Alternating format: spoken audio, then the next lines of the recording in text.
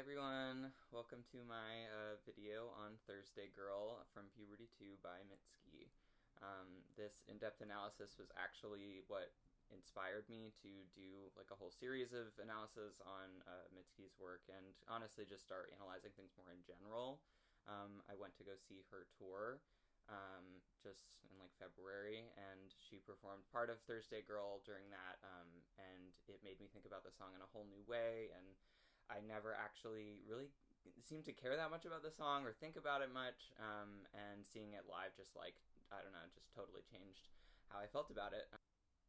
My usual disclaimer is that this is a completely personal opinion. Some of it is inspired by like things Mitski has said or what I've seen like in her performances, but in the end of the day, it's all just my own personal opinion and my own interpretation of things. So if you feel differently about it, that's awesome, and I would love to hear how you feel. With that, let's get to it. So kind of before I get to the analysis and my thoughts, I did some like research just in case there were any like references I was missing or specific kind of cultural meanings that I was missing.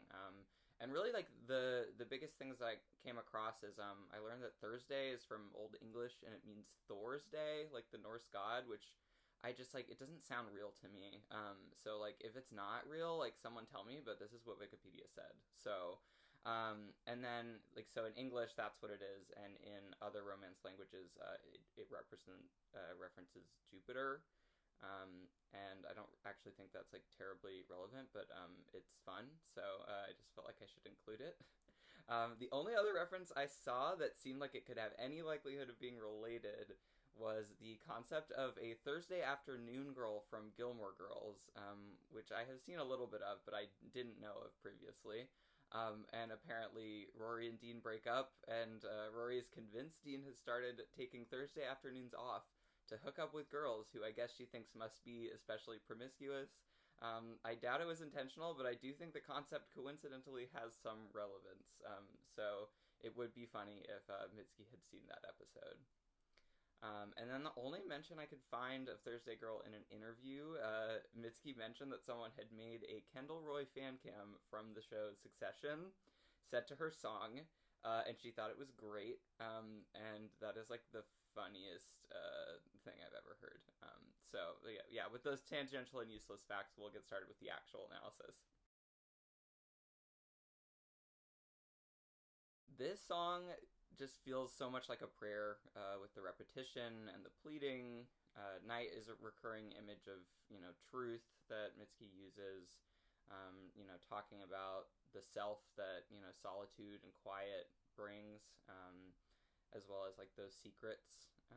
The title Thursday Girl makes me think of both being the love not worth a weekend night, and also the feeling of going out in the middle of the week as a like act of kind of desperation, but also maybe hope for something interesting to happen. Thursday to me is like the most hopeful day of the week, I feel, like rising in anticipation for the weekend, knowing there's one day left in the traditional work week. I just always remember in school it being Thursday and being like so excited, maybe even more excited than Friday. And I feel like hope is an emotion reliant on absence.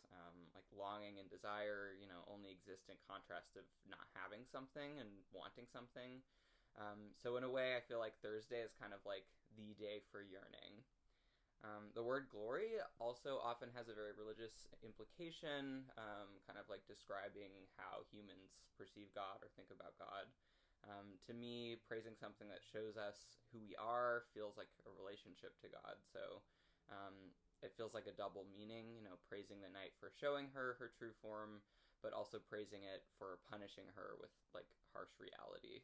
I also feel like I feel that experience where night gives us, where the world is quiet, friends go home, work is over, and we're often at our most isolated. She could be referring to how hard it is, and how hard it can feel when everyday life falls away and we're only left with ourselves. Everything else is taken away, leaving room for that anxiety and fear that we've been staving off. thinking about the common usage of imagery with someone on their knees, it could easily be seen as when someone is praying to God, or otherwise brought to their knees and harmed or made to be submissive. And then especially in the context of a party, it could be an innuendo for finding a hookup. I'm especially reminded of the tradition of crawling on one's knees over cobblestone to the Basilica of Guadalupe, and the belief of trading pain for something spiritually fulfilling. It's interesting comparing this type of pain with innuendo and the experience of giving one's body over to something that harms us in the hopes of receiving some sort of gratification, or of making the action to going out to a party or maybe even making a hookup feel holy, or important for a sense of self. It makes me think of, searching for God in another person, like a one-night stand or someone we idolize and, don't actually know. In this way, a party feels made into, like, the holy place of the song, contrasting the reality that it's probably some rat-infested college house with beer-stained floors, and showing how much our perception affects value. This could be referring to being physically taken and used, giving up a sense of self or identity to be accepted by our peers or someone we love. The repetition of Tell Me No also reminds me of prayer and penance. In the song's wiki, it is mentioned that the song is about how she might be wanting someone to force her to stop self-destructive behavior, which is a fair interpretation. I actually didn't see it quite that way, thinking of it as her begging to be rejected, as if she asks already knowing the answer, but can't resist asking anyways, like a unhealthy cycle of behavior, and there being some comfort in participating in that cycle, like she's trying to, in some way, take autonomy over her own suffering and rejection by honoring it, seeing it as holy, and actually begging to be hurt or rejected. Kind of like how if we ourselves ask for someone to hurt us, it can give this feeling of control over a situation, whether or not deep down we want it or not. I also visualize her wandering around at a party begging peers and strangers for their opinion and assuming she will be rejected, which is a common social anxiety or trauma-induced thought. Kind of an anxiously attached craving to know someone's opinion, but being so insecure that you assume it will be bad. When she talks of the night showing her what she is, there's also a giving over responsibility. Like she doesn't know who she is and needs something or someone else to tell her. In this case, nighttime, or quiet, or being alone. She praises the night for revealing her reality, telling her what to do, even if it hurts. It's often harder to ignore our emotional turmoil at night. Mitski uses night as a repeated motif that I see as the true self.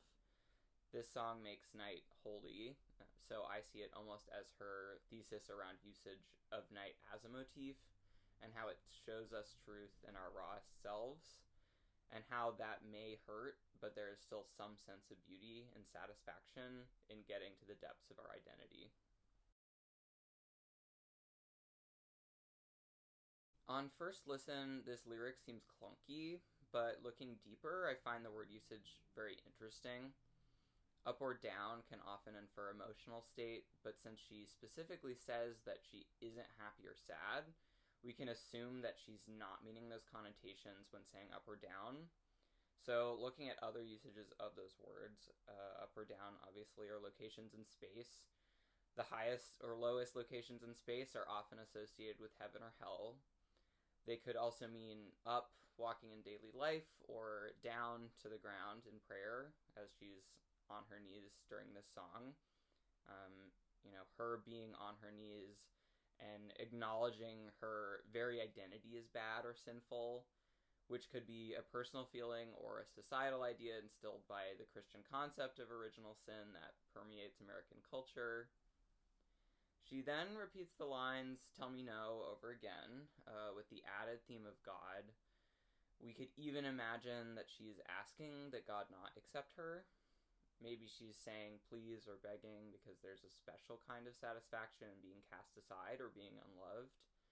even if it's only satisfying because we believed we were unlovable and life did something to prove us right. There could even be a sense of empowerment in so radically wishing for God's rejection, like that gives her control or even a sense of confidence over her own sins or flaws. I get the impression she's trying to grasp at control of her own suffering and take back autonomy over reality, while at the same time struggling with others' opinions of her and a feeling of hopelessness. And then regarding her tours, she had a choreography for Be the Cowboy tour that included this kind of walking motion and raising her head to the sky along the beat that also reminded me of crawling on cobblestone and the pain involved. It was very like jerky. Then at the end, she pantomimed holding a box and kind of robotically putting it down over and over again in different directions. This could represent wanting to release her sins or burdens, or an invisible weight she's carrying and tries to put down over and over again to no avail. And then in the Land is Inhospitable tour, her choreography is on her knees, bent over with a hand held behind her, fingers splayed out, and the lighting is red. This is obviously referencing the lyrics of being on her knees, and it feels like she's praying throughout the song. Hands behind the back in such a low pose often represent being captured or out of control, or being controlled by something outside ourselves. The other image I was reminded of with the red lights and how quickly she moves her fingers behind her while writhing is of someone being injured and bleeding. Hearing the vocal style sound so sure and calm while seeing her writhe and covered in red light also felt connected to the themes of trying to keep hold of our autonomy even when life knocks us down or we're at our worst. All in all, this song is incredibly cathartic, and when I listen to it, I feel this contradictory set of emotions. The craving for autonomy, giving ourselves over to fate, trying to assert confidence in ourselves, but maybe acting in ways that continue a cycle of insecurity or a cycle of, abusive situations, a cycle of unhealthy relationships. I think my favorite part of this song is how important a party or nighttime can be made by a person's perspective, and how powerful we as people are for being able to make things into rituals or into holy experiences simply with our own perspective. It often doesn't matter what it is we're doing or when it is or how it's happening. It's really how we're perceiving it and what importance we're giving to it. And Mitski really does that in this song with an experience that often people might find tedious or boring or anxiety-inducing. This song also makes me think of how cool it is that people can make anything important. Anything can become a ritual if we do it enough. Anything can become religious or holy if we ascribe meaning to it. And that's what I have for this song. Thanks for watching. I really appreciate it, and I would love to hear your own thoughts about the song in the comments. Thanks so much.